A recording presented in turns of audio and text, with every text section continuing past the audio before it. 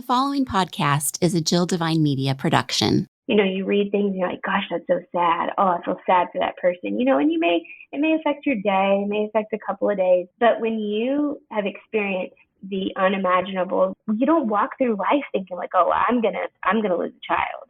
No one thinks that, just like no one thinks like I'm going to be diagnosed with cancer or, whatever the tragedy is. And then when it's you just realize like how fragile life is and how precious life is. And none of us are invincible. 2 Kids and a Career is brought to you by Blondin Real Estate. They're a family-owned boutique-style brokerage with over 40 years of experience serving the counties that surround St. Louis. See the properties they have to offer at blondinrealestate.com. That's blondinrealestate.com. Hi there and welcome to 2 Kids and a Career. I'm Jill Devine. As an entrepreneur, wife, and mama, the daily grind of trying to build a business while taking care of kids and trying to maintain a healthy connection with my hubby, it's a lot.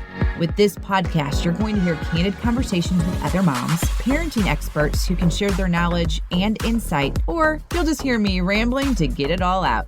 There's going to be tears, there's going to be laughter, but most importantly, there will be support. Take a listen and connect with me so we can grow and learn from one another. This is 2 Kids and a Career.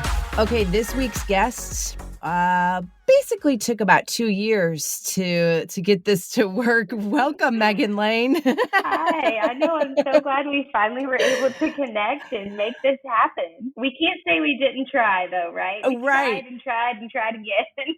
I mean, there's the life. That's what happens. That's right. And the great thing is neither one of us gave up, and now it's here. And I'm like, yes, thank you. This is happening because I really, really wanted you on because I just love your realness. And so Oh, that's so sweet. It's like the ultimate compliment. Thank you. it is just something that I need to practice more of.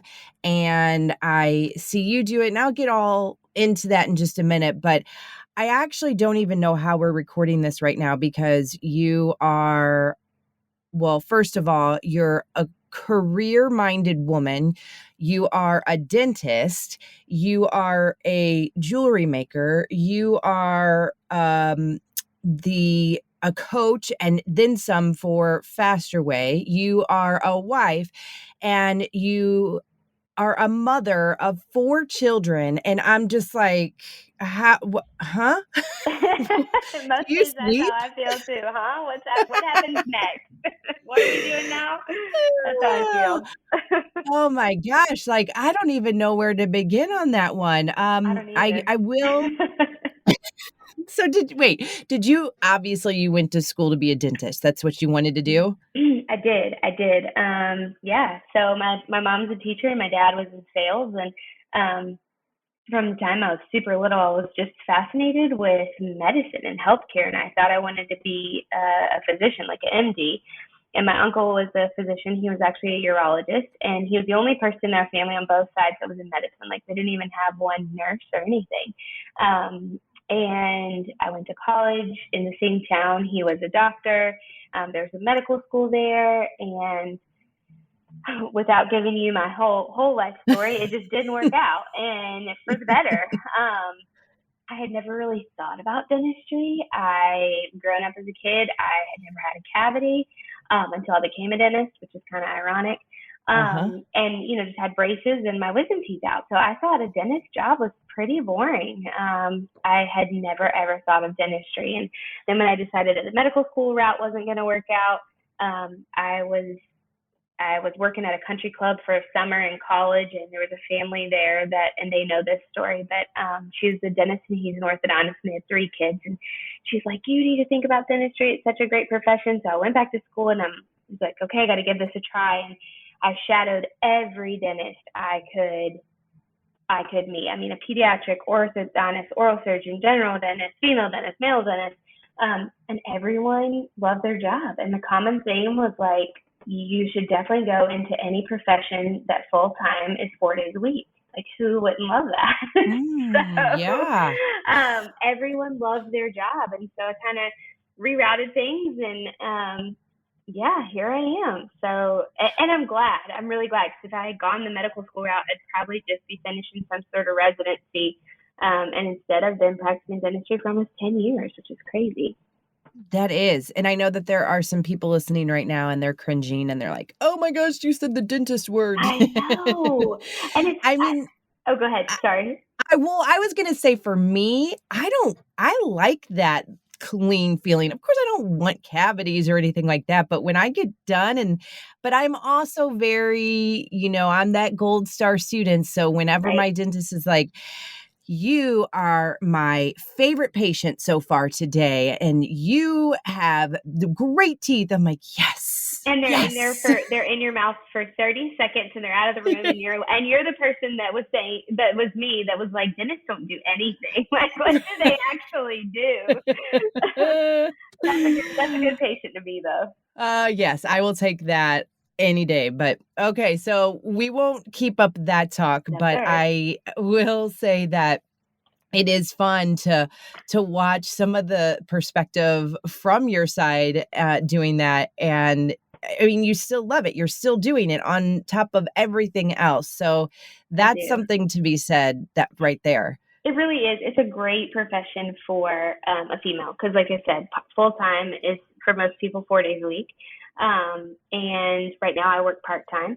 And so I work 2 days and every third Friday in a family practice. And I absolutely love it. I'm so thankful to be there. And, it allows me to still have a profession, a career, keep my clinical skills, my hands steady, and also be available, for my kids.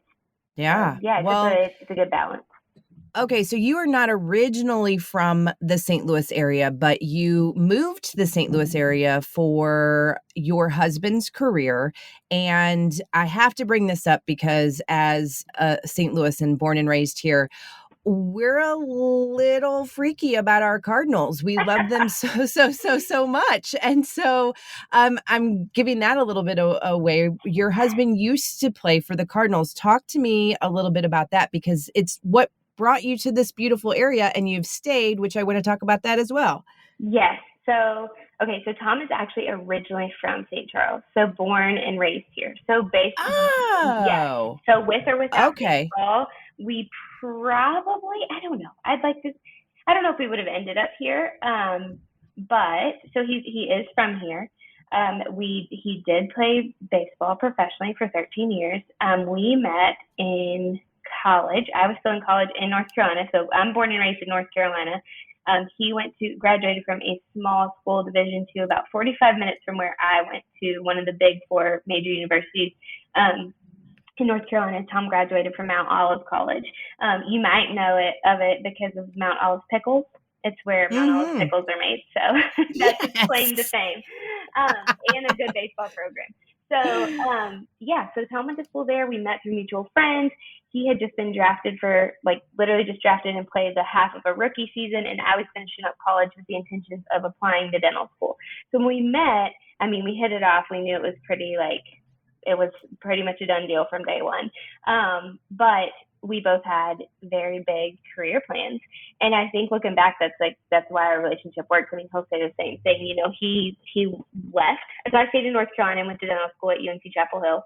And he played baseball. And he was drafted by the Diamondbacks. So at that point in his career, he was bouncing around in the minor leagues, which were all central United States all the way to the West Coast. So he spent quite a few summers in California, Reno, Nevada.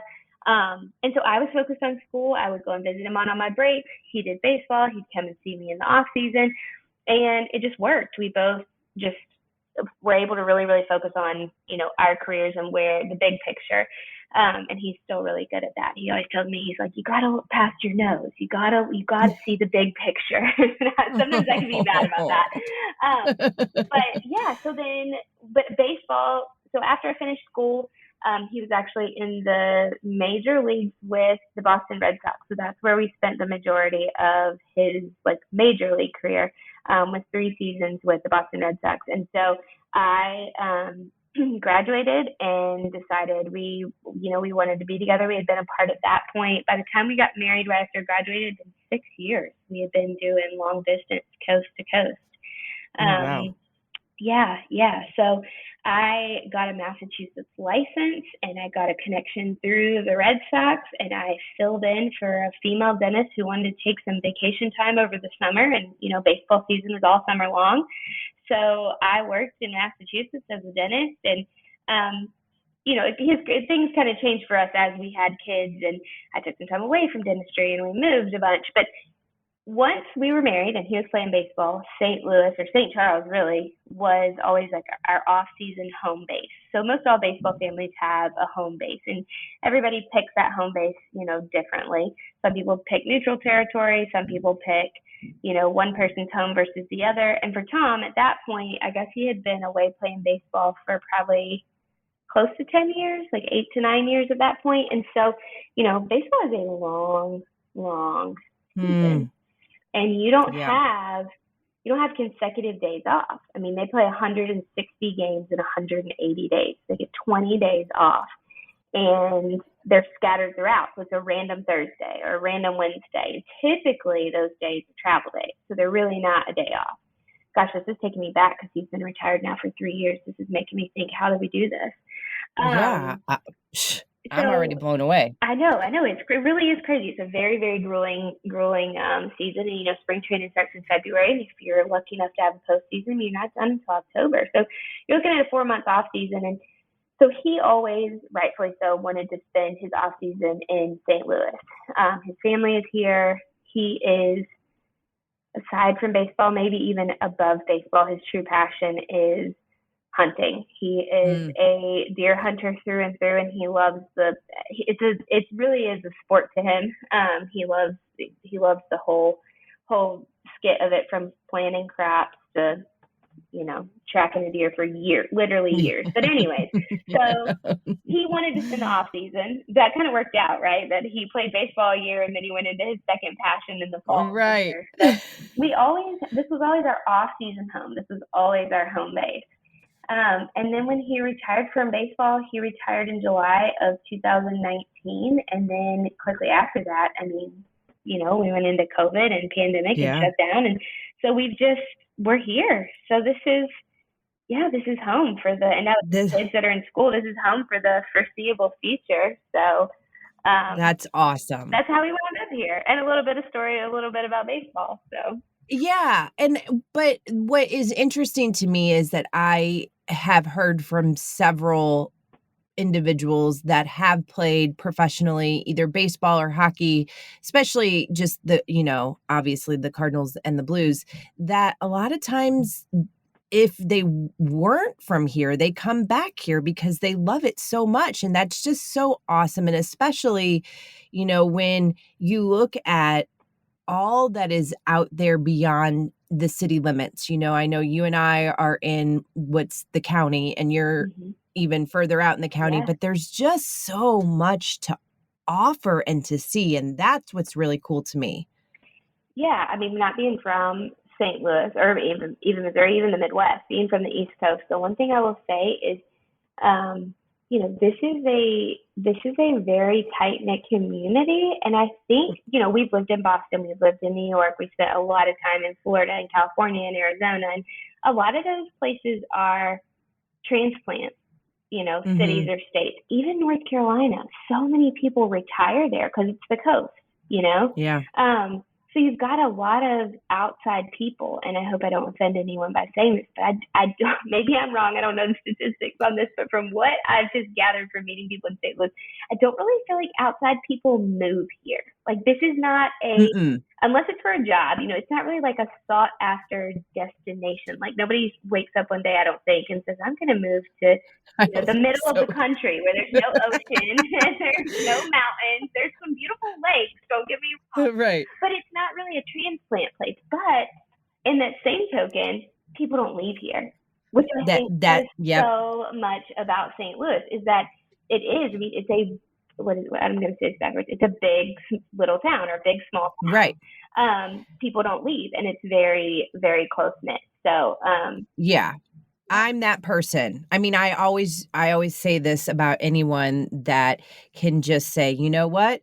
I am going to pack up and I'm going to leave, or I'm just going to look for other options in different areas. I'm like, oh my, that sounds fabulous, but I like to stay here. So, but I also think that that's part of the way I grew up, close with my family and friends, that while I know that I could meet new people along the way, there is just something about that close knit life that you have here. And I think sometimes I take for granted that we do have help, with my family and my husband's family, that we're a team. And for those that don't have that, I mean, that's hard. That's got to be super, super hard. Yeah, and so Tom's family is here, and he has a very large family, great family, great family. His mom is one of 8, and he's got 4. He's one of 4, and so it's just a Okay. big Italian family, and they're fabulous. My family is in North Carolina, equally fabulous, much smaller, but great. And I do. I mean, I miss them. Gosh, I miss them so much. And the older I get, and the more kids we have, and just the older my kids get, the harder it is. Yeah. But that's another reason why working 2 days a week is great, because I want to take off on a Wednesday and come back on Sunday. So 4 or 5 days in North Carolina, and it's a good little break. So I've never been to North Carolina, but it's on the bucket You haven't? list. No. Stop. And I got to tell you, so the bucket list is to go and see, you probably know what I'm going to say here, a Tar Heels game, because I am a huge Michael Jordan fan. Oh, And okay. so, I mean, ideally, I would love to see a Tar Heels Duke game, Oh, but I know that's a little pricey and a little I was reaching for about the to stars there. say, if you just open your pockets as deep as you can go, someone will sell you a ticket. You can definitely get a Uh, ticket for the right price. right. I Uh, know. And I was so close. Not really. I'm lying when I say this, but I really did consider it when North Carolina and Duke, they were, in it this last mhm, championship, or, mhm. that Yes. final round or whatever. And I was like, oh, and I saw tickets for $700. I'm like, actually, that's not so bad for Yeah, this is for terrible. a playoff game, but Right. no. Yeah. Okay, I So gotta ask, anyway, why are you a Michael fan? I could tell you a story okay, about Michael so Jordan. it is really truly because of my oldest nephew, who is 27. And well, first of all, I graduated high school in 95. So right around all that time, the Bulls were on fire. You had that whole dream team, and my dad loves basketball. He Okay. played basketball. And so like I would always see that growing up. And so then I saw that, time when the Bulls were just on fire. Well, then when my oldest nephew, when he was about 3, when did Space Jam come out? I don't, Oh, whatever. He Space would Jam. watch that over and over and Mhm. over, and I would be with him, and he would mimic Michael, and it just sealed the deal for me. I don't know. I was like, okay. And then I started learning more about Michael and his work ethic, and um I don't know. I became a huge fan. And so I said, you know what? Everybody always chooses their college. And went to Lindenwood. So I love Lindenwood, but it's not like a Mizzou, or you know what I mean? Right, And right. so I was like, wait, I'm going to be the North Carolina girl. And so that's how it all is. Yeah. Okay. But you didn't end up going to school there, though, right? Because you said No, you've never been. Okay, okay. no. So crazy. That's so crazy. So, obviously Michael played for the Tar Heels, and Right. I was born and raised a Duke fan because my dad's family is from Oh. Durham. Right, right. I know. Go with me here, though, okay? Go with me. So Okay. my dad's family's from Durham, so born and raised Duke fan, like die hard. And in the state of North Carolina, you are one or the other, and you either you bleed a certain shade of blue, and there is Yeah. no doubt about it.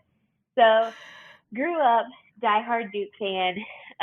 Actually got into Carolina for undergrad and chose, like I said, to go to a different university because at that time when you go to med school, my uncle lived in that town, and I went to college where there was med school and a hospital. Anyways, fast forward to I wind up there. I wind up at UNC Chapel Hill for dental school. a fabulous, fabulous, fabulous school. I cannot rave enough about it. I think I got the best education you could, dental related in the country. But so we would go, you party, you study a lot in grad school, but you also party a lot too. So we would go out, and there's a bar, very well-known, famous bar and restaurant on Franklin Street called Top of the Hill. And if Carolina was playing, a lot of times Michael would be in town, and he would just be hanging out at this restaurant. There's like a big bar like in the middle, and there's windows that kind of go around like two, I guess, maybe almost three sides of the it's at the top of a building, and it kind of overlooks Franklin Street. So really cool little spot.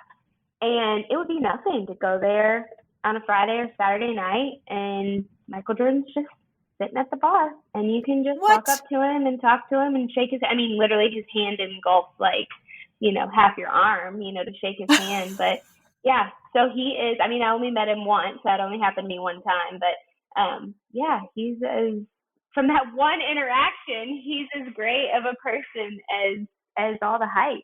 He really is a great human being. So I want to hit pause on the conversation to highlight one of the sponsors of the podcast, Blonde in Real Estate. So when you think about real estate, you might think, well, there's not a lot of layers. It's buy or sell. And yes, that's true, but it certainly has evolved, and it's certainly been kind of crazy to watch, especially these last couple of years. But with Blonde in Real Estate, they have started that evolution way before a lot of other real estate agencies. And here's a prime example. So before the pandemic hit, they were offering this feature where you could give them your email address, and then you would learn about property before it hit the market. So you basically got a heads up, a little inside view before anybody else. Well, that started to become the trend once the pandemic hit, because a lot of people were doing things virtually, and that was really the only way that you could buy or sell a home.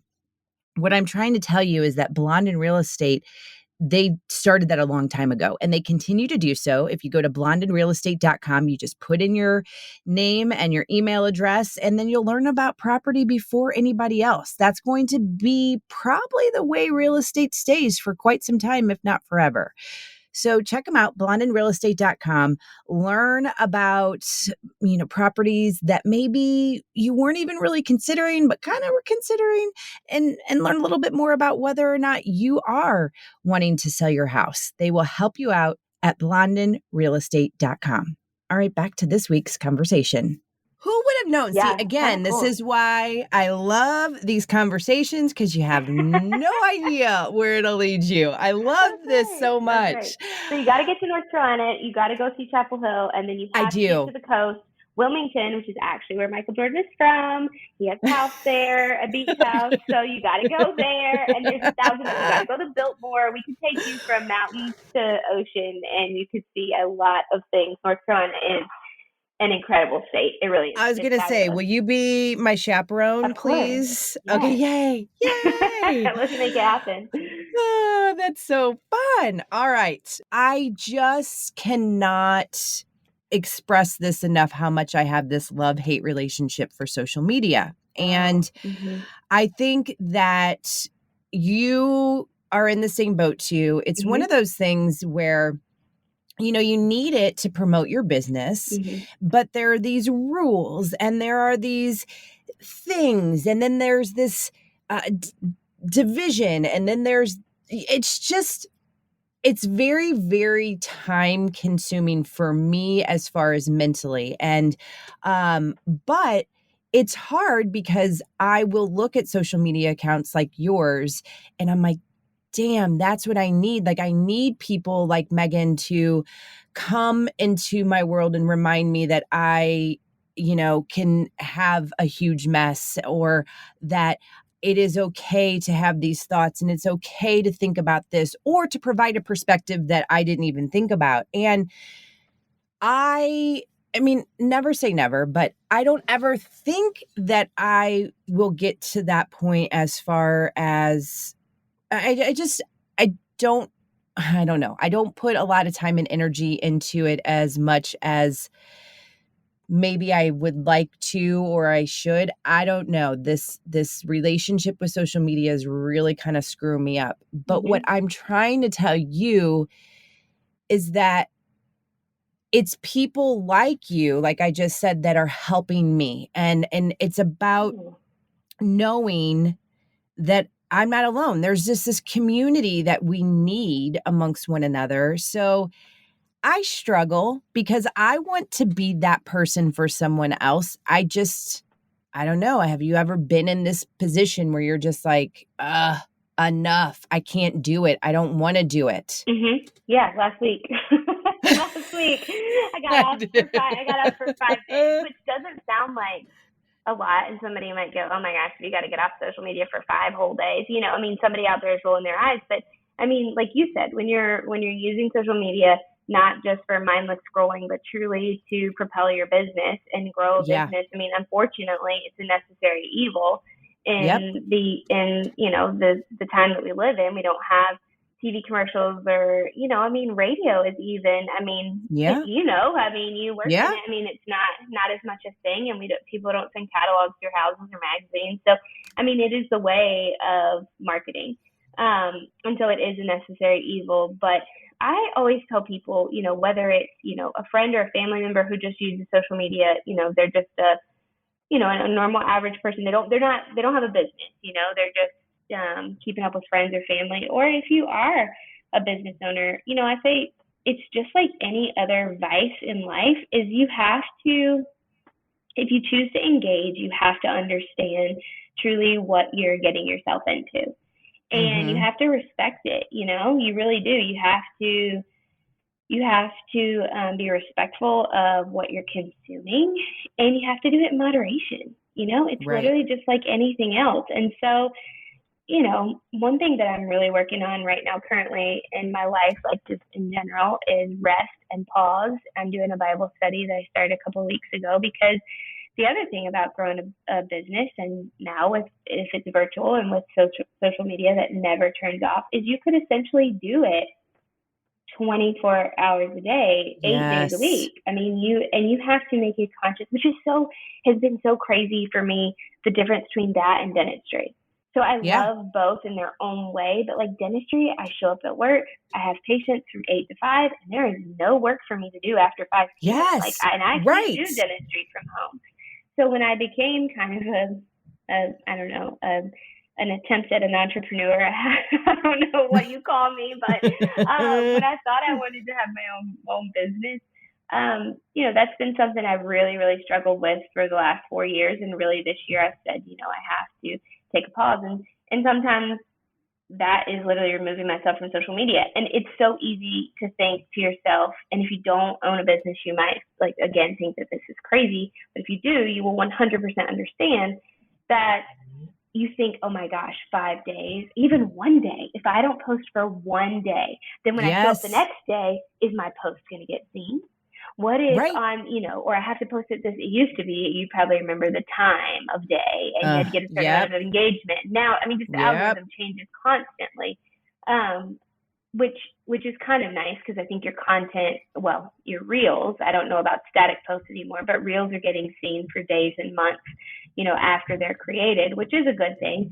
But it's also, from a business standpoint, it was very, kind of you to say the things that you said about my account, because, here I am, sometimes I have to tell myself, Meghan, you're a 36-year-old dentist. You have a profession, you have a career, and you have, 4 kids and a husband. Why do you care about follower counts? Why do you care about engagement? Like, this is petty. This is high school. Why are you obsessing over these things? You have, more important things than a number. But when you're running a business, that number matters, because the more people you reach, it's more potential customers for whatever your business is. And it's really, really easy. When you said you appreciate my account, I mean, I look at every single person that follows me, and if they are, I mean, I don't know if I can use this word, but if they're a creeper, you know what I'm talking about. I mean, I block them. So I always say, I'm like, if I let everybody follow me, because when you have a public account, it's, it's a little nerve wracking if you're going to put your family out there. But but it's easy to get caught up in that. Well, this person started their account 2 years after me, and they already have 60,000 followers or 70,000 followers, or what are they doing? Or they're making way more money in their business, or they quit their other job and they're able to run their business full time. And so it's easy. It's like I said, so kind of you to say the things that you said about my account, because I'm like, I'm not going to be for everybody, but the people that I am for, I hope that I always say, and I've said this before on social media, if someone you are following makes you feel bad about yourself, even if it's me, if you ever look at my account and something I've posted makes you feel less than about yourself, please unfollow me. Whoever you're following that makes you feel that way, unfollow. I also tell people too, I'm like, sometimes when somebody makes you feel not right on social media, sometimes you got to look at yourself, Yeah. and say, what is it about that that's triggering those feelings about myself? Is it really that person, and is it really their content they put out, or is it like maybe an insecurity of my own, or something that I'm dealing with? But again, I tell people all the time, I'm like, mute them. Mute that person. Yeah. You don't have to necessarily unfollow. There's a mute button for a reason. You can mute posts and you can mute stories. Yeah, absolutely. And there's been seasons of my life that I've done that, and there are people that I'm good friends with, that were in a particular season of their life, and I messaged them and I said, hey, I'm not going to be engaging with your account because right now your content is too triggering for me, and I've had to mute you. And I think that anybody in this business can appreciate and understand that. So, yeah. I think we have to just also understand, again, it's social media, and Right. and that's the thing. Like, it's great to, I think I was thinking about this the other night, like how weird it is. Like, this is what we do, but at the same time, eh, there are good things that can happen from it, and there are, like you said, too, triggering things. And I think my big thing too is that it is it's a huge platform on the personal side. Like, I think one of my things is like, I don't want, if we're super close, or this is something that should be told to me in a text message or a phone call or a separate email before it goes out to the world, let's think about that. You know what I mean? Like, sometimes I don't want to see things on social media, and that's my trigger. And I could use so many different examples, but the other thing is, I also don't want to be held to oh, I can't believe you didn't respond to this. It was on Facebook. It's like, well, I don't go on Facebook every single day, and I don't go on Instagram every single day. Like, sometimes I just don't, I don't always want to know through social media. Like, just tell me. Like, just, so sometimes I think that that's also an escape for people, but it's not necessarily a vindictive thing. It's just the way that we have kind of been taught, or have been like learning, like, hey, you put everything out there, and if anybody follows you, they'll see it automatically. Right. Yeah. And it's, I think, oh God, I could talk about this there's so many different layers to social media, but I know. one thing is, like, if you use your platform for just business, sometimes I think that is so much easier. It is so much easier Yes. if you're strictly just a business, because your content creation is very specific. It may be a little less heartfelt depending on what your business is. You don't have to put like emotional things out there that might make you uncomfortable. You don't have to share your family. But I think when you start doing like the crossover, sometimes that is, and I've listened to a lot of much, much larger people than myself that have, podcasts and stuff. And you don't like, you feel like sometimes you're taking on the emotions of the world. And that is something I've had to work through. When I do put out a heartfelt post, which I want to share, I wear my emotions on my sleeve. There's no hiding anything. So, when I put out a heartfelt post or a story or something, and my inbox floods, my DM box, I mean, I could literally, right now, I probably have hundreds, I don't know, maybe thousands of unread DMs from the last 5 years. And it's nothing. And I think I've even said that before on stories. Like, if you have DM'd me and I have not responded, it is not a personal thing. I have to put limitations on myself as well. I can't sit there glued to my phone responding to every single message that I get, for time factor and also sometimes just emotional reasons. Like, I'm not a therapist. I'm not a clinical therapist. I can't. You're not? I know, like, I can't take on all of, and you feel bad and you feel guilty. And then you just kind of, at the end of the day, you just kind of hope and pray, like, people do understand, I'm still a human. I'm still a person. I still want time with my family. I still need time to turn off social media just like everybody else does. So, but it is. It's an evolution, and you have to, like you said, it's a weird thing. Like, sometimes, you're like, am I really worrying about social media at 36 years old? Like, this is really what I'm worrying about? But I know. Yeah. I and know. even from a personal standpoint, even a person, somebody doesn't have a business. I mean, like you said, somebody puts up something and you don't respond, and then you see them in person. How awkward is that? I mean, there's been times where I'm like, oh my gosh, I saw your post about, your pregnancy. I don't think I commented on it, but I did see it, and congratulations. It's like, why do we even have to say that? Exactly. Why do you have to say that? It's so awkward and so trivial. It is. But you feel like you have to say that. I know. And I'm like, I wish I'd just get rid of this. I just want to get rid of it. I will say that I am probably a terrible promoter of my business / showing the person. I have a lot of work to do, but right now, like I said, I'm in that love-hate relationship. And there are several times that I'm like, I'm just going to take this off of my phone. I'm going to get rid of it. And I never do, but I do. There are definitely days that I will go days without looking. It was something that I thought of when you were talking about was I used to, and I did this when I was on the radio because somebody told me that, and then I do agree that this is a really good thing. So most of my Facebook friends, I don't know. They were radio listeners, and Really? That's interesting. Yeah. Mine is the complete opposite. Okay, but is it your personal Facebook page, or is it like a business page? Like you as a radio personality? I have both, but I did not do the business page until I was off the radio. So it was not uncommon when I was on. I mean, a lot of us people that you did not know, and you didn't have a public business page.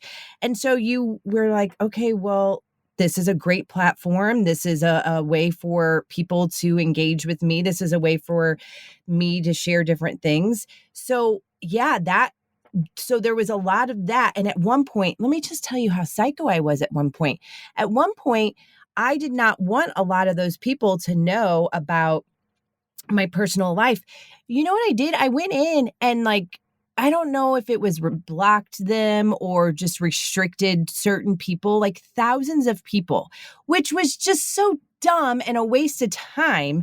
Anyway, but one of the things that I did every day, I would make sure that I looked at the birthdays and I wished every single person a happy birthday. People you didn't even know? People I did not know, because I was told, I mean, it was my choice, but hey, if you do that, you're showing the listeners that you care, and that's a pretty cool thing, which yes. But I remember talking to a friend. I'm like, I can't keep up. I can't do this, especially after the radio business. She's like, I don't wish anybody a happy birthday on Facebook. And she goes, I don't know why it's such a thing. And I said, well, I don't mind doing that. She goes, yeah, but also a text or a phone call, if the person's, somebody that and super important in your life, there's a whole nother layer outside of Facebook. If it's a friend, fine. She's like, but don't worry, because I would be like, oh my gosh, I have to check Facebook. I have to wish these people a happy birthday. And that is not serving me any good. No. It was psycho. I don't know. I was weird. Well, I don't know. It's not weird. I think you have to also like think about the times. Like, when was this? Was this when Facebook was kind of like just coming out? And No, okay. it was like it was like yesterday. 3 or 4 years ago or 2 years ago. I don't know. Okay. I have not followed through on that. I mean, there have been days where I have not wished anybody happy birthday. And if it's somebody, I mean, I feel like I have written down in my paper calendar the ones that the people that are family and close friends that I know to reach out to. It doesn't have to be on Facebook. Right. Yeah. No, Anyway. but that's like the evolution of social media. I mean, it's changing all the time, and it's like you don't know what am I supposed to be doing at this moment to, grow my Right. business or whatever. And I think I don't know. I think the relationship with social media, you have to view it as truly like a relationship that's going to ebb and flow. Some friends you talk to all the time, some you don't. Like, it's going to change, and that's okay. You don't have to be the same. Yeah. Right now we're in a bad relationship. It's complicated. I feel you. Meghan, I don't have much more time with you, and I do want to bring up in a serious manner mostly because I want to honor her. I know one thing that you have talked about on social media is your daughter. Well, you have 3 daughters and a son, and one of your daughters, she did pass away, and you have brought to light, and this is where I think that maybe, and I don't want to put words into your mouth, but when you do get some of those triggering DMs where people mean well, but they might just put one different word in there that can just change the whole sentence. And they do mean well, but there are limitations. But when you share her and you share a little bit of the story, you are helping someone. And that's when I go back to this very beginning of this conversation, is when you are talking about those things. Like, I think I remember, well, it was Mother's Day when you did a post about how, you're just conflicted. You have your 3 beautiful kiddos that are here on earth with you, and you have your beautiful kiddo who's in heaven, and it's hard. Mm-hmm. And so I just her name's Tyler, right? Yes. I just wanted to talk a little bit about her and what that has done for you as a person, as a mom, as a woman. Oh, what's it done for me? All right, I'm gonna try and keep it together. And I'm not afraid to cry, but well, first of all, it's changed me. I will never, ever, ever be the same person I was, 2.5 years ago, when I was pregnant with her, and the person I am now. It's changed me as a mom. It's changed me just as a human. Even as a dentist, it's like my level of empathy is just so vastly different than it was before then. You never think that you're going to be that person. And I think that is, it's almost like you become so empathetic that is my trigger on social media. Is I feel like I feel other people's pain, and it may not even be through the loss of a child. It may be the loss of a parent or a cancer diagnosis, or, it's like you feel their sadness so deep. And that is when I have to get off social media, truthfully, is when I start reading posts of tragedies before. And it, I think it's just human nature. Before you experience something that truly changes your life, changes you, you read things and you're like, gosh, that's so sad. Oh, I feel sad for that person, and it may affect your day, it may affect a couple of days. But when you have experienced the unimaginable, that you don't walk through life thinking like, oh, I'm gonna lose a child. No one thinks that, just like no one thinks like I'm going to be diagnosed with cancer, or, whatever the tragedy is. And then when it's you, you just realize like how fragile life is and how precious life is. And none of us are invincible. None of us are, invincible from, or excluded from the unimaginable. Any of things can happen to any of us at any time. And, especially, my pregnancy was, as far as we knew, healthy until 30 weeks. And at an ultrasound, we found out at 30 weeks that things were going south very quickly. And she was born and passed away 12 days later. So I think just the word empathy is the word I just keep going back to. Is that's the biggest change that it has made in me. And sometimes I empathize with other people to the point, almost not a fault, I don't know if that's the right word to use, but to a point that it is not healthy for me. And that's when I have to step away from social media, because I see, somebody's battling cancer, a young mom battling cancer, or somebody, loses a child. I mean, losing a child is always very triggering, but, you just feel that. You feel it so deeply, because that the shock, the pain, the thoughts of like, this cannot be real. This cannot be my life. This is not happening to me. Like, this is not how my life was supposed to play out. But we have no control. And so it's how you handle it, the cards that you're dealt. And just this week, I had a message from a friend / acquaintance who informed me through social media and then through text that she had experienced the loss of a preterm baby and recently, and hadn't shared about it. And she said, I just want you to know that, like, knowing that you went on to have another pregnancy and a healthy, happy baby, and you are, still standing and able to care for your, 3 children here on earth. She's like, that gives me strength every day. And I told her, and I meant this from the bottom of my heart, I said, if me sharing my story about Tyler and her life and her death has helped one person find strength and know that, like, there are brighter days ahead. You will still have really, really awful, crappy, horrible days. But there are brighter days ahead, then I guess there's some purpose there. I don't know. Something that you said was that when and I'm just generalizing everyone, you see something that's sad and you are affected maybe for an hour, maybe for a day, maybe a couple days, and then you move on.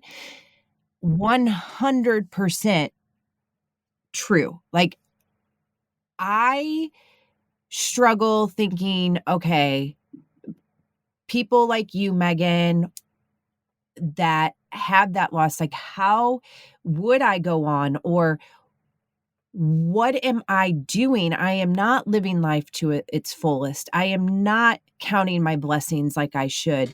And I know nobody, you don't want somebody to experience devastation to do that, but sometimes it's like, does that have to happen? And then I become a mental case about it. Like, I start thinking about that. Oh my gosh, I'm not doing this. I'm not doing that. I don't know. And I hate that you've experienced that. But then I have to wonder, did you experience that? I mean, I know that we're both Christian women, that obviously was in God's plan, and there is something, I struggle with that for people like you. And then I don't know. It's like, well, how do you come out? How do you make the best of it? It's just, that bothers me. I don't know. Yes. So this is I have not perfected this one yet. I have experience with tragedy. I don't know like how much you know, but right after the time I got married, my dad, I'm not going to go into this whole story. My dad, 30 days after we got married, came down with strep throat and was at 55 years old, otherwise healthy, and wound up in full-blown septic shock in the ICU on a ventilator, full-blown life support, and now he is a quad amputee. So he's amputated both legs below the knee and right arm and left palm. So that was like my first experience of tragedy. And that's like a whole nother conversation of intense, just Jeez. like sudden shock. Like you said, how in the world do you, because that is something that, I mean, I don't even know the percentage of human beings on the planet that are quad amputees. Like, where do you even turn for resources? Unfortunately, the loss of a baby or a child is, much more widely, known about, or, more, unfortunately, again, a common thing. So there are resources, but so experiencing that with my dad, and then experiencing Tyler, I don't think that it's so hard because, like you said, being a Christian, you do know that God has a plan, and we are taught to believe in His perfect plan, and that His plan is better than our plan. But then when something like that happens, you wonder, but how? How is that plan better? Right. That's a horrible plan. And there have been times that I've yelled and screamed and cried, and I'm like, I hate you, God. I hate your plan, and you suck, and this is ridiculous, and I can't believe I'm going through this. And again, as a Christian, we know that God can handle all of those awful accusations. But I think those are normal feelings, and I don't have it all figured out. I mean, when people are like, I don't know how you do it, or I don't know how you got through that or get through that. And I always say, you don't know until you're in the situation.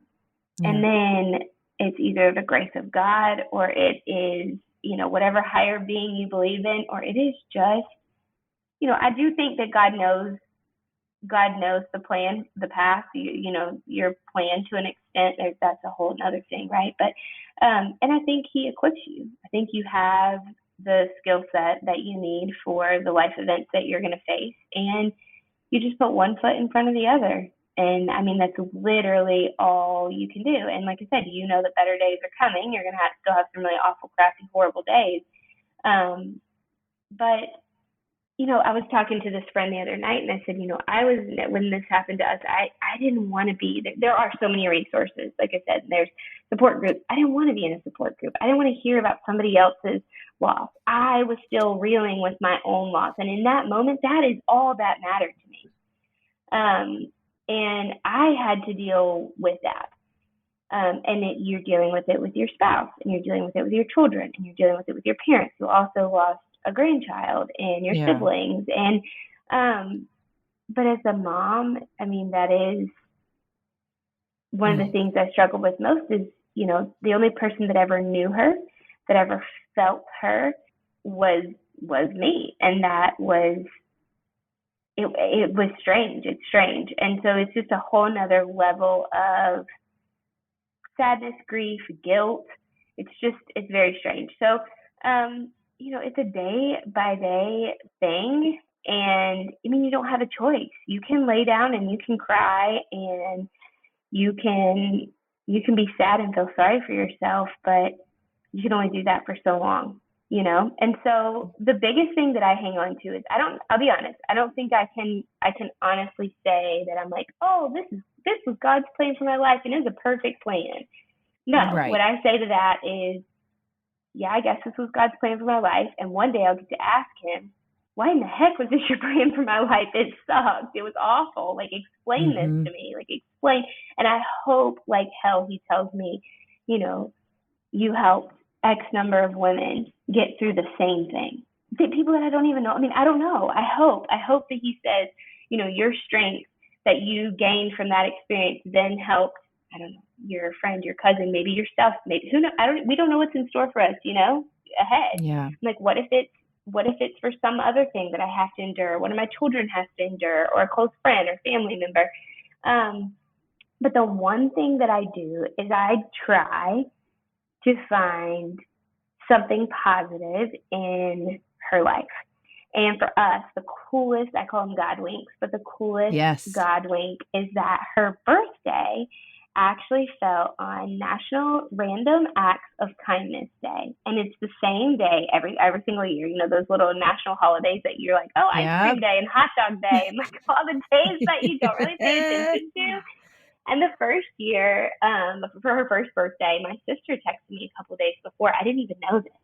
And she's like, did you know that February 17th is National Random Acts of Kindness Day? So through my blog and through social media, I'm like, okay, Tyler's birthday is coming up. And I say, like, honor her, but it doesn't even have to be in her name. But the cool things that people do, planting trees and taking things to local, nursing homes, or the first year we had an elderly lady that lived around the street from us, and we'd never met her before. And it was the dead of winter, probably so much snow on the ground and ice, and I knew she couldn't get out. And we took her a indoor plant and some cookies, and I wrote her a card. I didn't have the emotional capacity to explain to her why these random strangers were knocking on her door. Yeah. But I wrote it in a card, and she wrote me back a note and stuck it in our mailbox. But, I think through any tragedy, it's not going to happen right away. It took me a long time and a whole lot of therapy to be able to say that there's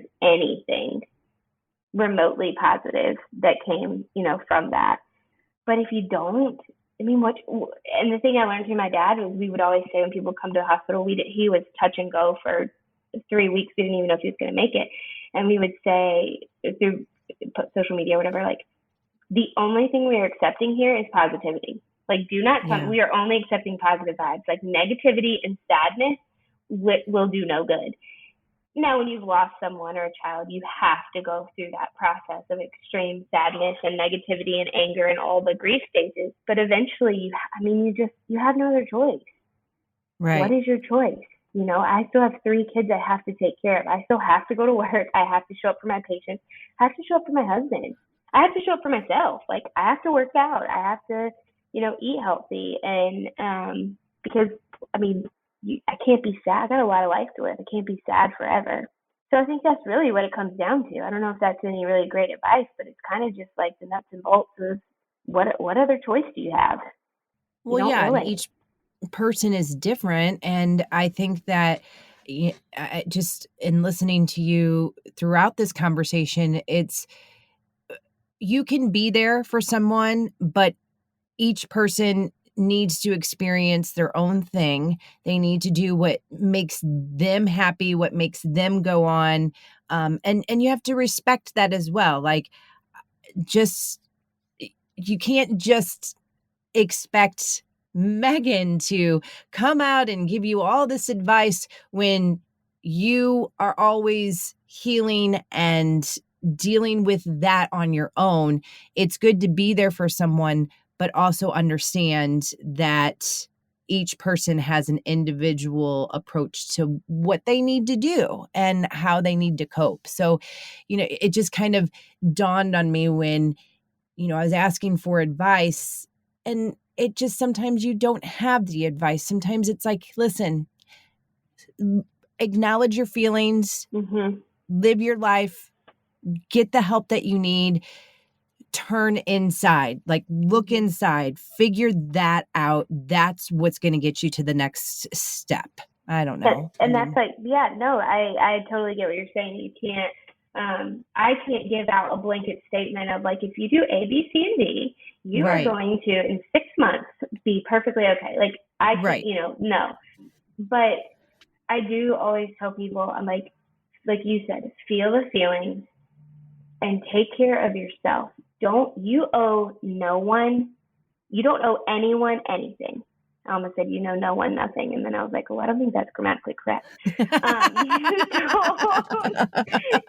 don't owe anyone anything except yourself, truthfully. You have to heal yourself. And that's what I was referencing earlier when I said I muted people on social media. Like, when I knew quite a few friends and influencers that were expecting babies, and I just told them, I said, I have to mute you and I cannot engage with you. I will not see your content, and I don't know when I will unmute you.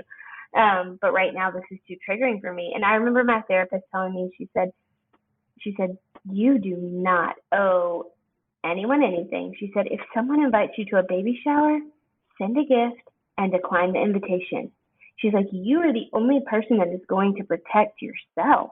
And that's like one of the biggest things. I think that's where I really started to learn boundaries. No one's going to protect me but me. And heal me. No one's going to heal me but me. I've got to seek the resources but I have to do it for, my kids, myself, my husband, I mean, they all need you, we're very needed, us Yeah. moms.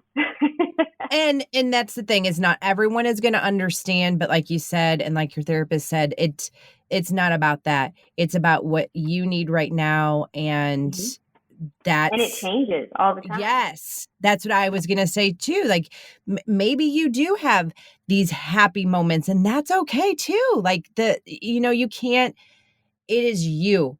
It is within. My husband and I always joke around about this stuff too. It's like, what is the best thing for our family? Because I'll be like, oh, so-and-so said this and this and this. He's like, stop. No, that's not what this is about. And so I have to turn inward too on that. But yeah, you're right. I mean, if someone is going to get upset because you choose not to do whatever, XYZ, that can't be on you, because you're honoring what you need to be happy and fulfilled. At the end of the day, the only person you have to live with is yourself. Yeah, 100%.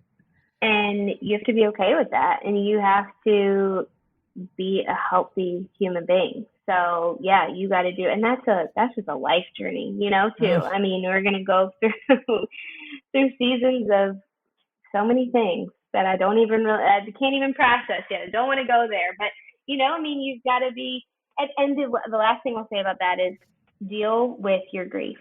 Don't put it aside, because as much as we don't want to think about it, there is going to be a next thing. There will be a next thing in life. I mean, I remember just married on a high of marriage, and this thing happens with my dad, and it wrecked me as a human. It wrecked my marriage for months. I mean, my relationship with my mom, my sister, my dad's literally on death's doorstep for weeks on end. And I remember, we get through it, and I think, okay, that was our thing, right? That was our thing. Okay, God, we got it. Like we did it. We endured. We praised you through it. Like we leaned on you. That was our thing. That was not the only thing I'm going to endure in this lifetime, No. And if you don't deal with your grief from one thing, there's going to be something else. And it's either going to compound, or it's going to open up Pandora's box or whatever, but you have to deal with it. So I'm a huge advocate of therapy. Yes. For all the things. Which we can talk about that. We'll have to have another session for that. But because dang, that needs to be changed in the health insurance world, and that's that. Oh my gosh. Okay, so I could talk to you for hours. I know that you have so much on your plate, so I'm going to have to end this conversation, unfortunately, because I don't want to, but tell people how they can find you if they would like to. Yes. If you like honesty and real life, real truth, on Instagram, it's just Meghan, Meghan .Layne, Layne. Had to throw in those extra letters there, You have to. That's just the way it is. Well, listen, this 2-year wait was well worth it. And I would love to have you back on, and I would love to meet you in person. Yes. Let's set it up. Let's make it happen. Maybe we could do a trip to North Carolina. Yes. Maybe people would follow our journey to North Carolina together, a road trip. Yes, you can document it all on your social media, because you're so much better at it than me. And then everybody wins. I'm in. There you go. Girls trip in the future. Yes. All right, we're going to wrap up this week's conversation. Another shout out to Blondin Real Estate, BLONDIN, blondinrealestate.com, one of the sponsors of the podcast. And as I mentioned earlier in the episode, you can go to blondinrealestate.com and sign up for this wonderful feature they have, where you just give them your name and your email, and you will get a weekly email that shows you property that's going to hit the market before it actually hits the market. Ooh, super genius. It's awesome. And then something else at blondinrealestate.com that I love, the blogs that they have. For example, They just put one out. Mortgage rates are increasing. What does this mean for you?